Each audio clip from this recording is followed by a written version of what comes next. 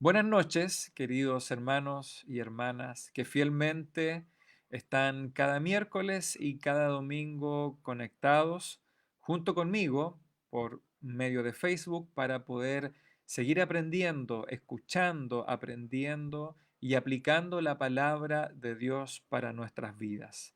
Aún seguimos con este mensaje llamado Tu tristeza se convertirá en gozo.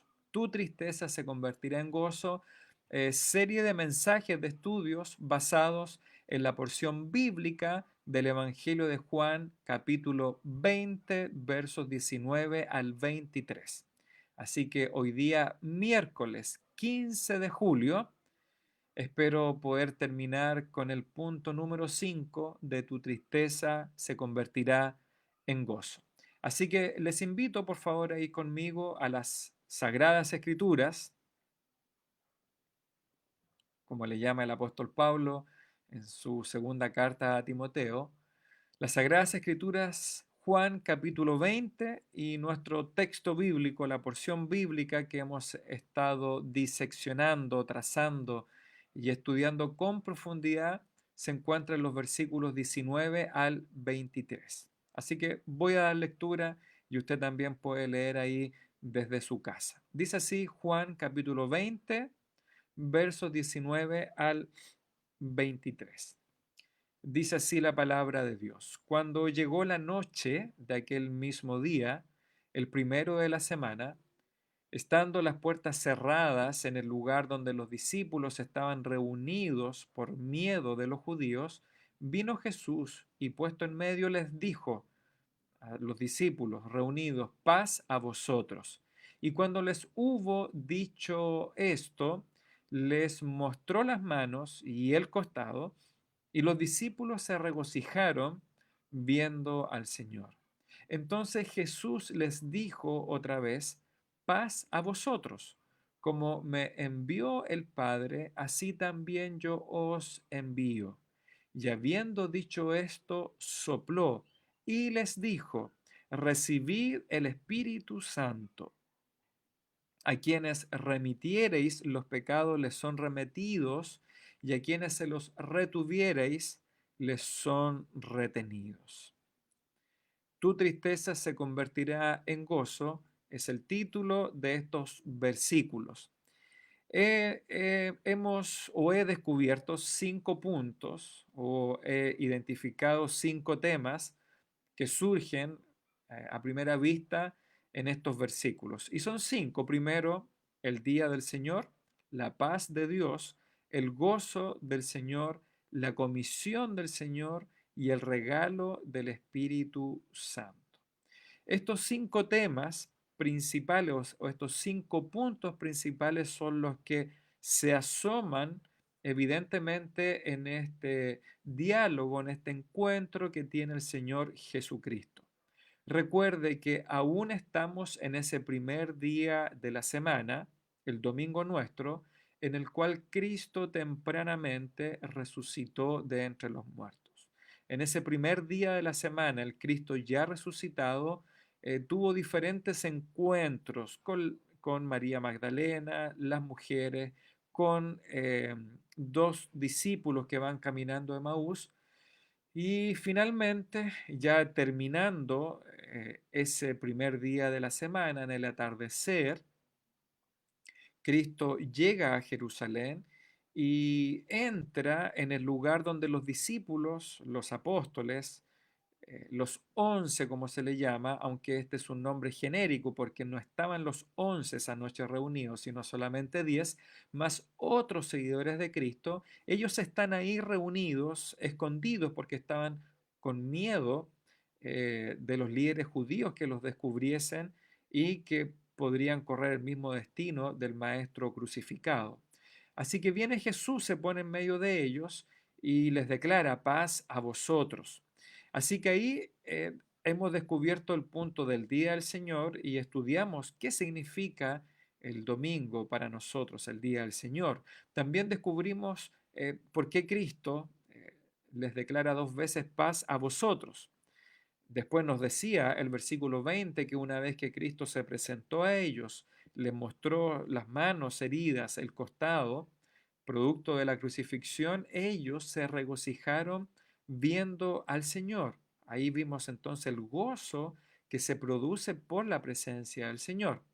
Y el miércoles pasado estudiamos la comisión del Señor, o esta gran comisión, esta gran tarea que Cristo resucitado les encomienda a los suyos, a sus apóstoles, a los discípulos. Recuerde que Cristo dice en el versículo 21, como me envió el Padre, y ahí descubrimos el, que efectivamente el Señor Jesucristo fue el primer apóstol, el primer enviado, el primer comisionado por el Padre mismo para venir a ser él mismo las buenas noticias de salvación y del perdón de los pecados. Así que así como Cristo fue enviado, el Hijo, con la misma autoridad que les dada a él en el cielo y en la tierra, el Señor envía a sus apóstoles. Y descubrimos ahí con esta tarea, con esta misión, con este legado que hemos llamado la reconciliación, según lo que nos dice Pablo en su segunda carta a los Corintios capítulo 5, donde literalmente Pablo dice como si Dios rogara por medio de nosotros a los pecadores, reconciliaos hoy con Dios, reconcíliense con el Señor. Y recuerde que la única manera de que el pecador pueda ser reconciliado con Dios es porque el Padre así lo quiso. No es el hombre intentando la reconciliación con Dios. No pueden, no podemos. Es Dios quien toma la iniciativa de esta reconciliación. Y este encuentro se produce solo y únicamente en la cruz de Cristo. ¿Se recuerda ese salmo precioso que le leí, que la justicia y la misericordia se besan en algún minuto, hablando poéticamente, se besaron? La justicia, la verdad, la misericordia, el amor de Dios se encontró y fuimos reconciliados en el sacrificio de Cristo en la cruz. Recuerde, como un Dios santo, un Dios justo, totalmente apartado del pecado, puede perdonar los pecados, aceptar un pecador sin dejar de ser justo y santo. Bueno, la única respuesta es la persona de Cristo. Y eso es el ministerio de la reconciliación y son las buenas nuevas. Y ese es la comisión que el Señor le encomendó a los apóstoles, a los 12, a una serie de otros embajadores y discípulos como Pablo, Bernabé, Silas, Timoteo, Epafrodito, tantos otros, Aquila, Priscila, y ellos a su vez nos han seguido entregando el legado, la posta, como se le llama atléticamente, del Evangelio. Ahora, como hombres pecadores que éramos y que ahora hemos sido declarados santos y justos por el sacrificio de Cristo, pero como humanos frágiles como nosotros, eh, vulnerables, débiles, ¿cómo es posible que nosotros podamos llevar a cabo esta gran comisión? ¿Cómo es que nosotros, habiendo estado en territorio enemigo, porque dice Pablo en Efesios 2, antes éramos hijos de ira, estábamos enemistados con Dios, estábamos en territorio enemigo, éramos parte del ejército enemigo de Dios por nuestros pecados y rebeldías? ¿Cómo es posible que ahora nosotros que estamos en la embajada, que es la iglesia, la embajada de Cristo, cómo es posible que nosotros ahora podamos comunicar el mensaje de la reconciliación, del Evangelio y de las buenas nuevas? Bueno, y en el versículo 22 está la respuesta. Es el poder del Espíritu Santo. Vuelvo a leer versículo 21, 22 y 23 de Juan 20. Entonces Jesús les dijo otra vez, paz a vosotros, como me envió el Padre, así también yo os envío. Y habiendo dicho esto, sopló y les dijo el Señor, recibid el Espíritu Santo. ¿De qué trata la Gran Comisión? Como ya la vimos en otros textos, pero aquí Cristo algo les remite, les insinúa. A quienes remitiereis los pecados les son remitidos. Es decir, a quienes se lo aparten por medio de anunciar este mensaje, les serán remitidos. Y a quienes se los retuviereis les son retenidos. Eh, Obviamente no podemos quedarnos con solo este texto bíblico. Recuerde que Juan capítulo 20 tiene su texto paralelo en Mateo capítulo 28, en Marcos 16 y en Lucas capítulo 24 y además Hechos capítulo 1.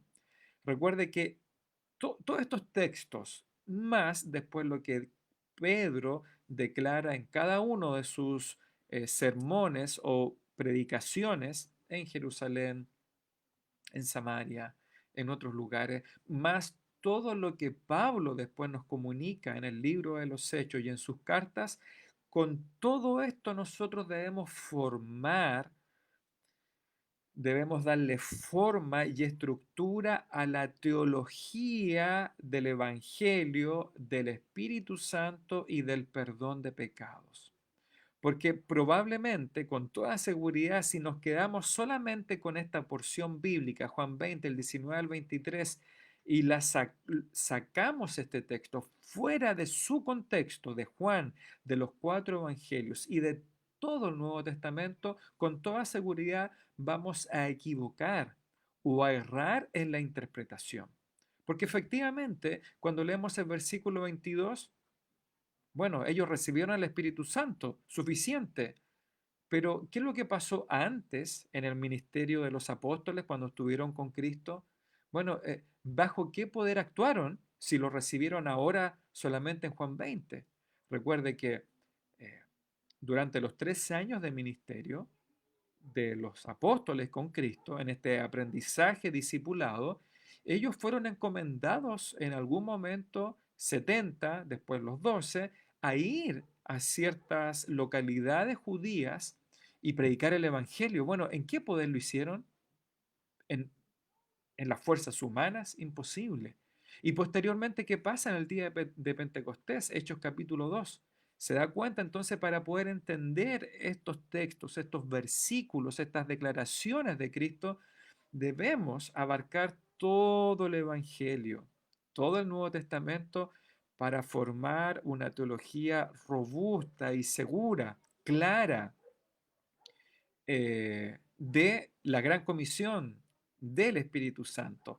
También en el versículo 23 podríamos efectivamente llegar a declarar que nosotros tenemos el poder, la prerrogativa de remitir los pecados, es decir, de tomar los pecados de los pecadores y perdonarlos nosotros, o de retener los pecados de nuestros semejantes, de quienes nos rodean, un poco parecido a la teología católica romana, de que los sacerdotes, como vicarios de Cristo, es decir, que los sacerdotes como representantes infalibles de Cristo pueden declarar el perdón de pecado por medio de los sacramentos, por medio de la confesión, de la penitencia.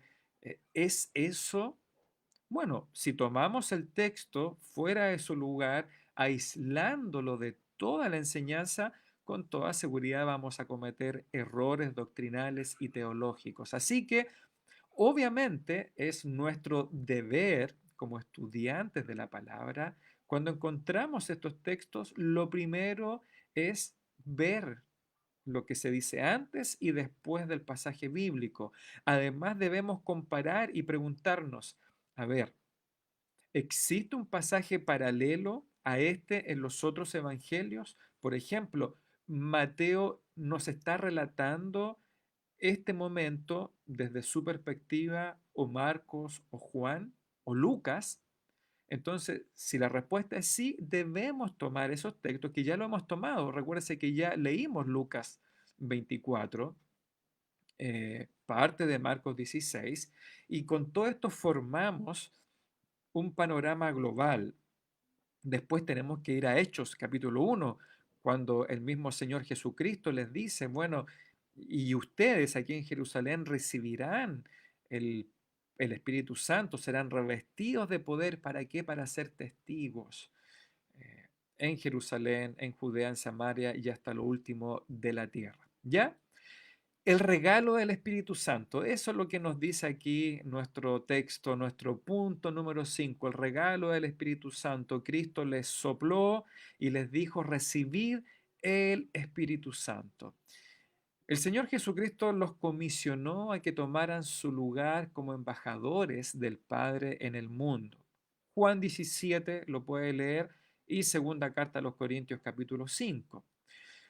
Cuando vemos esta frase, él sopló, que el Señor Jesucristo sopló, exhaló el aliento, claramente se nos va a nuestra mente, en nuestro entendimiento a Génesis capítulo 2, versículo 7, cuando el Señor, el Creador, sopló, exhaló aliento de vida en aquel cuerpo inerte que había formado del polvo de la tierra, el cuerpo de Adán. Recuerde que Adán lo forma su cuerpo biológico, fisiológico, lo toma, lo forma de los elementos de la tierra, que posteriormente vamos a volver otra vez al polvo.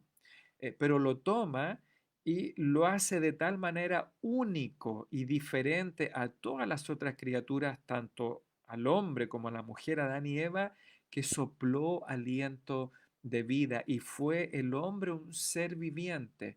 Y la creación de la mujer es exactamente eh, la réplica de su imagen y semejanza de Dios. Ambos, hombre y mujer, fueron hechos a imagen y semejanza de Dios porque Él sopló aliento de vida.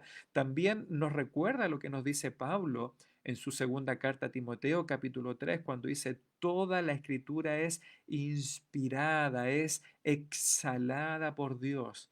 Así que nos encontramos tres veces algo muy semejante eh, con Dios, con el Dios Trino, de alguna manera soplando, inspirando. Es la exhalación misma del ser divino, del Dios Trino, eh, creando, activando una nueva creación. Primero en Génesis, creando al hombre a su imagen y semejanza. Segundo, aquí el Señor Jesucristo anticipando, haciendo una primicia de esta nueva creación espiritual que sería la iglesia en el día de Pentecostés. Así que obviamente el lenguaje utilizado por Cristo, por el Espíritu Santo en las Escrituras, en cada uno de estos eventos, es a propósito, es intencional. Y posteriormente Dios, el Espíritu Santo, soplando, inspirando a los profetas, apóstoles, para que produzcan las sagradas escrituras. ¿Se da cuenta? Los tres momentos nos hablan de una nueva creación de Dios actuando en este mundo físico, en este mundo material, de maneras misteriosas, maravillosas y milagrosas. Recuerde, el soplo para crear un ser viviente único, especial a su imagen y semejanza, hombre y mujer, varón y hembra los creó. Después, aquí Cristo soplando de alguna manera, eh, eh, encomendando al Espíritu Santo. Hay algo en la teología de la Trinidad que se llama la generación, ¿ya? Cómo van actuando el Padre, el Hijo, el Espíritu Santo, aunque Padre, Hijo, Espíritu Santo son eternos, han estado siempre desde la eternidad, porque es Dios mismo, de alguna manera el Hijo es enviado por el Padre y el Espíritu Santo es comisionado, enviado por el Padre y por el Hijo, sin que eso signifique que el Espíritu Santo sea menor ni subordinado al Padre y al Hijo. Así que aquí también vemos eh, esta figura del Espíritu Santo y Dios exhalando la palabra en sus apóstoles y profetas. Esta figura, este lenguaje utilizado por Cristo es como si se anunciase esta nueva creación espiritual, la de la iglesia, porque de hecho los apóstoles no están siendo recreados, sino que están siendo investidos, están siendo capacitados por el Espíritu Santo de manera anticipada, como una primicia, como un anticipo de lo que va a suceder en el día de Pentecostés. Y esto no es de ninguna manera ajeno al lenguaje bíblico. Eh, a veces nosotros eh, creamos o producimos estos falsos dilemas, ¿ya? Un falso dilema es justamente un dilema que no es tal. Es decir, cuando proponemos dos opuestos o, o dos aspectos, ¿verdad? Y los hacemos chocar, los hacemos enfrentarse de manera artificial y no son excluyentes. Es decir, el que hayan recibido alguna primicia, algún anticipo del Espíritu Santo aquel primer día de la semana, el día que Cristo resucita, que tiene todo el sentido, que justamente el mismo día que Cristo es glorificado por medio de la resurrección, bueno, Él comparta y envíe la primicia del Consolador que vendrá final y cabalmente sobre los apóstoles el día de Pentecostés. No es un dilema, es un falso dilema el que a veces nos creamos o los teólogos nos quieren hacer enfrentar. No puede ser lo uno y al mismo tiempo puede ser lo otro perfectamente. Y este lenguaje, el de las primicias, de los anticipos, es un lenguaje totalmente bíblico, tanto en el Antiguo Testamento cuando eh, se comenzaba la cosecha, el tiempo de la cosecha, obviamente en el primer día, cuando comenzaba, por ejemplo, nuestra primavera, si ese fuera el caso, no está la cosecha total y abundante en el primer instante. Primero se tomaban las primicias, es decir, un anticipo, una pequeña porción de la cosecha, del fruto, del cereal, y eso se ofrendaba, se entregaba a Dios como una primicia, como una primera parte, como un anticipo de la abundancia que vendría después en la cosecha total al final de la temporada o al final del periodo de, de la cosecha. ¿Se da cuenta, no? ¿Cierto que no suena para nada antinatural ni rebuscado, ni es un subterfugio lingüístico? Es lo que pasaba. Y este lenguaje de las primicias, de los anticipos que es utilizado largamente en el antiguo pacto, es lo mismo que se aplica a la persona de Cristo. Recuerde que lo estudiamos en los días de la resurrección, en la Pascua, que Cristo mismo nos dice el apóstol Pablo en su primera carta a los Corintios, capítulo 15, que Cristo es la primicia de la futura resurrección de su iglesia y de los hijos, quienes son los creyentes en Cristo, ¿cierto? Cristo resucita evidentemente ese primer día de la semana, pero Él es una primicia, es un anticipo seguro, es como el arras del Espíritu Santo. Esta palabra que ocupa Pablo en Efesios capítulo 1 para referirse al Espíritu Santo. Y probablemente mis hermanos que conocen de finanzas, de contabilidad, de negocios, eh, saben lo que es un pie, un anticipo, algo que se entrega al principio con la seguridad de que posteriormente se va a seguir pagando. Y esto es lo mismo. La resurrección de Cristo es las primicias, es el arra, la seguridad, el anticipo, el pie de que lo que viene después es seguro, es total, es abundante y es completo. Porque algún día esta primicia, que es la resurrección de Cristo, se completará cabalmente cuando venga la resurrección de todos sus santos, de todos sus hijos. ¿Se da cuenta o no? No estamos rebuscando el lenguaje, es el vocabulario bíblico. De la misma manera, la explicación aquí teológica, doctrinal, es que lo que sucede en ese soplo del Señor Jesucristo, más que una metáfora, es que efectivamente se está anticipando la llegada. Todavía faltan 40 días para que llegue el día de Pentecostés. Perdón, 50 días. 40 días para que Cristo ascienda y los 50 del Pentecostés. Pentecostés viene del griego 50, ¿ya? Pentagrama, 5 y todo lo que esto se deriva en nuestro lenguaje castellano, que eran los 50 días posteriores a la Pascua. Así que aún faltaban muchas semanas donde sus apóstoles, sus discípulos, necesitaban la confirmación, la seguridad y el poder del Espíritu Santo para sobrevivir esos 50 días. Recuerde que recién 2 días atrás, el viernes, Pedro había negado a Cristo 3 veces. Habían estado investigando a los apóstoles. Entonces faltaban 50 días, 49, en que ellos necesitaban el apresto del Espíritu Santo para darles valor, valentía, aprendizaje.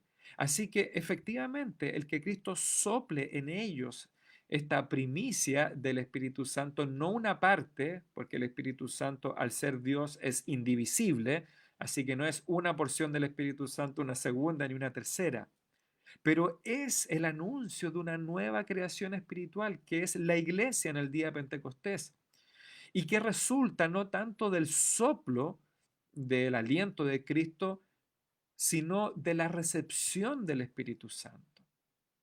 Ahora, esto no excluye, como les dije, no es un dilema de cómo actuó el Espíritu Santo antes y cómo va a actuar después. Recuerde que en la antigua dispensación del antiguo pacto de la ley, el Espíritu Santo obró y fue administrado de una manera diferente a como lo es en el nuevo pacto, en la dispensación de la iglesia o de la gracia. El Espíritu Santo usted puede verlo en el Antiguo Testamento, el Espíritu Santo venía soberanamente sobre hombres y mujeres y se retiraba también soberanamente a su propio arbitrio y voluntad. De hecho, venía sobre Sansón y se retiraba de Sansón cuando Sansón desobedecía a Dios. Llegó sobre Saúl para ser rey y una vez que Saúl desobedece, el Espíritu Santo le abandona. Lo mismo con David, lo mismo con Salomón, con profetas, con jueces. El Espíritu Santo venía temporalmente sobre un juez, le daba fuerza física, sabiduría, valor, inteligencia, estrategia militar para conquistar, liberar a ciertas tribus de Israel y el Espíritu Santo cumplió su propósito y se retiraba. Eso era así en el antiguo pacto, en el viejo pacto, como dice Hebreos, el autor de Hebreos. Y así recuerde que los apóstoles y Cristo, antes de la crucifixión, están viviendo en la ley, en el antiguo pacto. Recuerde que el nuevo pacto se confirma, se consuma cuando Cristo muere en la cruz y el velo del templo se rasga de arriba hacia abajo. Así que efectivamente en esos primeros 3 años de discipulado para los apóstoles, el Espíritu Santo vino y trabajó en ellos, obviamente. Si fueron 70 a predicar el Evangelio, el Espíritu Santo los capacitó, pero de manera temporal. Por eso la bendición para nosotros, los hijos del nuevo pacto, donde el Espíritu Santo actúa de otra manera, su administración en nosotros es diferente. El Espíritu Santo ahora viene a vivir y a morar de manera permanente en nosotros. Ya no actúa como Sansón, Saúl, David o Salomón. No, hermanos, incluso si usted tiene periodos de infidelidad a Dios siendo creyente, el Espíritu Santo sigue morando en usted, aunque entristecido, cabizbajo, porque es una persona el Espíritu Santo, pero es de manera permanente. Así que aún estamos en esta transición y debemos comprender, por eso es necesario estudiar las Escrituras para poder comprender todas estas variables para poder interpretar correctamente. Lo que están viviendo los apóstoles y el mismo Cristo es un tiempo de transición entre la ley y la gracia, entre el antiguo pacto y el nuevo pacto. Es una transición entre el Israel y la iglesia, entre cómo Dios obraba por medio de los sacrificios en un lugar físico llamado templo o tabernáculo y cómo ahora Dios está obrando por un sacrificio único, eterno y definitivo que es Cristo, por medio de sacrificios espirituales y no de animales cruentos sacrificados.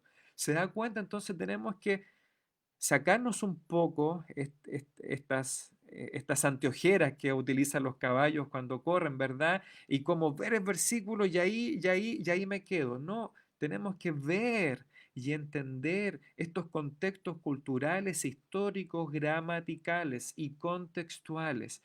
Así que efectivamente el soplo del Señor Jesucristo es un anticipo, es un arras, es una seguridad, porque en algún momento, en el día de Pentecostés, el Espíritu Santo vendrá de manera cabal, poderosa, a morar de manera permanente en sus apóstoles, en los que van a componer su iglesia siendo bautizados en el Espíritu Santo por medio de la fe cuando nacen de nuevo, para que el Espíritu Santo more de manera permanente en los apóstoles y por supuesto en la miríada de creyentes que vendrán después durante los 20 siglos posteriores. ¿Ya?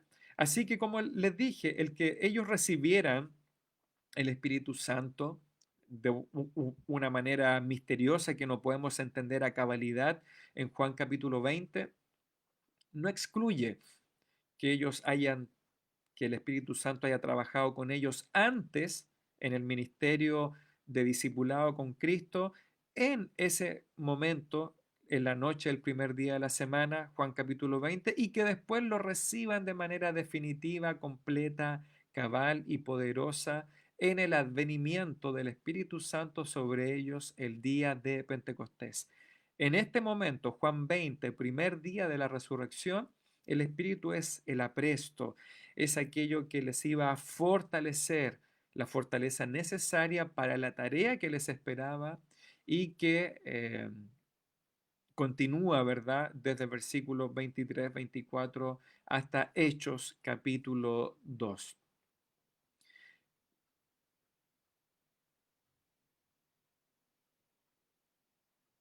Bien, bueno, ya estoy en la media hora de predicación y aún me falta poder cerrar bien el tema del Espíritu Santo, el regalo del Señor, porque efectivamente el Espíritu Santo ese día más que si pasó sí, si no, que si antes, que si después del día de Pentecostés, lo importante acá no es el detalle de que Cristo sopló y cuánto Espíritu Santo recibieron y por qué ahí y después otra vez y antes que lo que sucedió.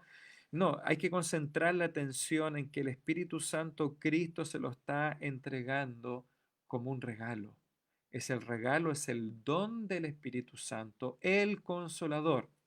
Lo vimos, se recuerda, en las últimas predicaciones de la Pascua, pero hay que darle el sello, el valor, el tiempo y la importancia al Espíritu Santo. No puedo correr con esta enseñanza porque efectivamente el Espíritu Santo es Dios, la tercera persona de la Trinidad.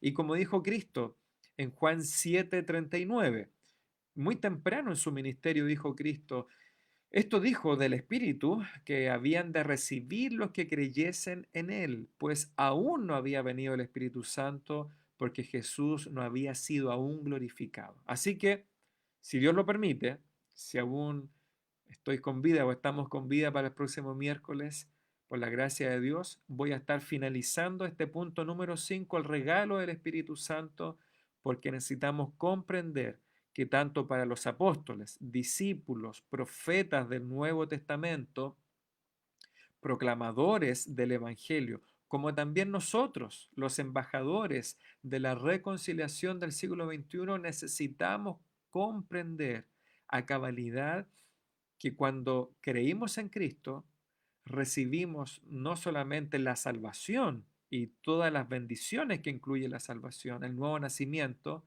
sino que además es el Espíritu Santo quien obró en nuestro nuevo nacimiento, quien nos capacitó, quien nos selló, nos capacitó para poder cumplir esta gran comisión. Así como me envió el Padre, yo os envío a ustedes. Y para eso necesitamos el regalo del Espíritu Santo. Y todo esto, hermanos, por gracia y por medio de la fe. Recuerde, creemos en Cristo y cuando creemos en Cristo nacemos de nuevo, viene el Espíritu Santo, nos bautiza, nos sella, hace morada, etcétera. Así que espero que sigamos meditando en este maravilloso regalo del Espíritu Santo que ahora Cristo no sopló, como lo hizo con los apóstoles, ni vino como lenguas de fuego en el día de Pentecostés, sino que es como el viento, este regalo misterioso que ha venido Dios mismo a habitar en nuestra vida por medio de la fe en la persona del Espíritu Santo.